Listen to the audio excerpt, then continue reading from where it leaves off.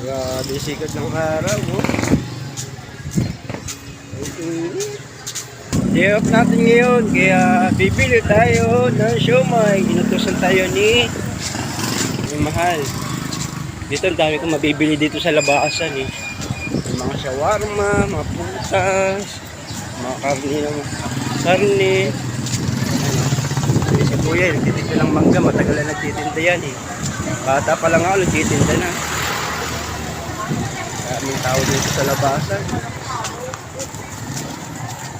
Sarap talaga bumili dito sa labasan pag may pera kayo.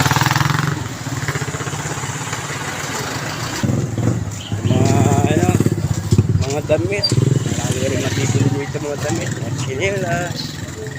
Ayan. Punta tayo sa palengke.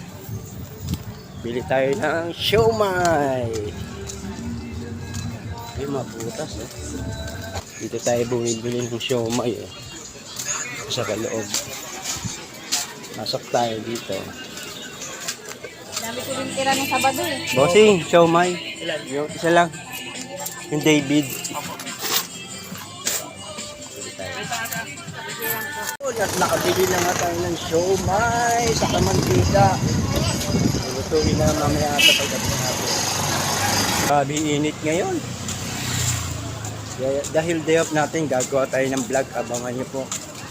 Vlog namin ng aking wife. Meron ako naisip na vlog na gagawin namin. Kagabi ko pa iniisip din. Pag naaalala ko ito, iniisip ko eh, natatawa ako eh, sa gagawin kong vlog na yun. Yan, thank you so much po sa inyo lahat, sa mga nanonood sa ating vlog. Salamat sa mga like, share, comment niyo po. Thank you so much sa support.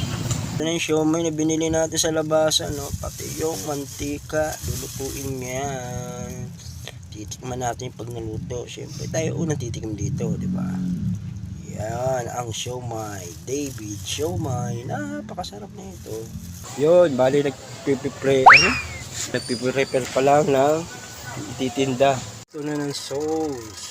Masarap magluto ng sauce ng mahal ko eh. Aray ko. Ayun yung siomai, niluto na. Niluto na, luto na. Piniprepare na yung mga paninda dito. Siomai, kikyam, squid ball, fish ball. Mahal, may toyo ka ba? Ha? Toyo ka? Dato. Yan, yan. Yan ang toyo. Ano sasabihin ako sa'yo?